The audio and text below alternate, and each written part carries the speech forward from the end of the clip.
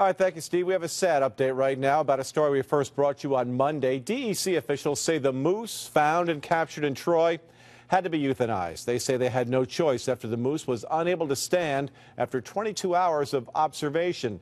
An examination revealed the animal had severely torn muscles in his legs, presumably from his swim across the Hudson and his efforts to navigate large, slippery rocks by the shore.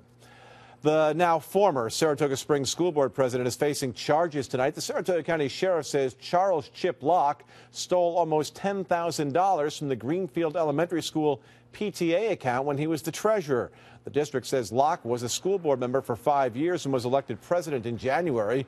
The district released a statement telling us Locke resigned from his position yesterday for reasons unrelated to his position on the board. The city of Schenectady is figuring out its next move now that Police Chief Brian Kilcullen is headed to Vermont. As we reported to you last night, once he passes the background check and gets approved by Rutland's Board of Aldermen, he'll be the new police chief there. Mayor McCarthy of Schenectady tells us he's sad to see Kilcullen leave. He points to a serious drop in serious crime since the chief took the job back in 2013 and says Kilcullen really turned things around.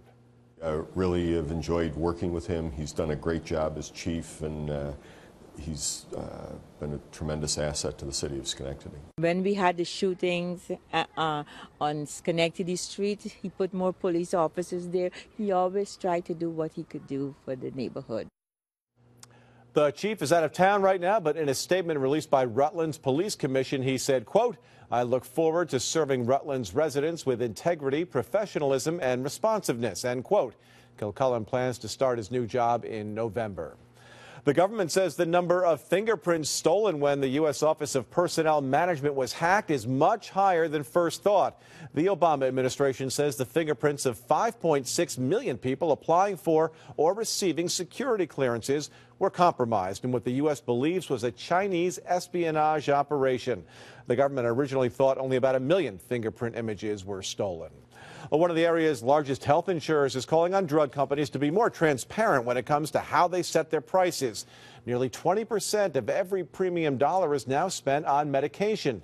This week, we learned the CEO of a pharmaceutical company raised the cost of a cancer and AIDS drug by more than 4,000%. CDPHP says these situations happen more frequently than you might think, and they're calling on drug makers to open up their books and explain how much of what they charge for the drug is actually for research and development and how much is for profit.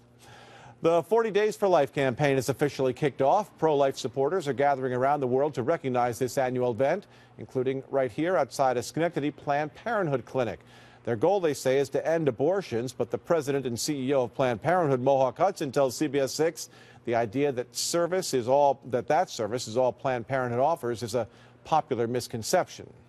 The thing that I think is lost in all of this is that we don't make people choose one way or another. We're here for people who believe that abortion is okay and that's okay for themselves. For people who don't believe that, we're here to provide other health care.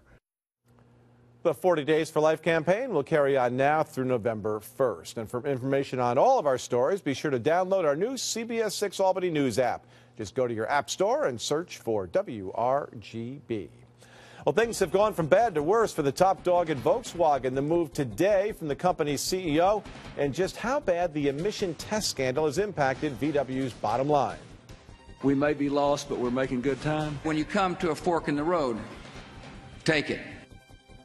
As famous for what he said as he was for his baseball feats, Yogi Berra, one of the most famous and beloved Yankees ever, has died. We take a look back at his extraordinary life. And it certainly has been a string of some really terrific weather here. I'm looking at just how much longer it's going to continue. That's when we come back.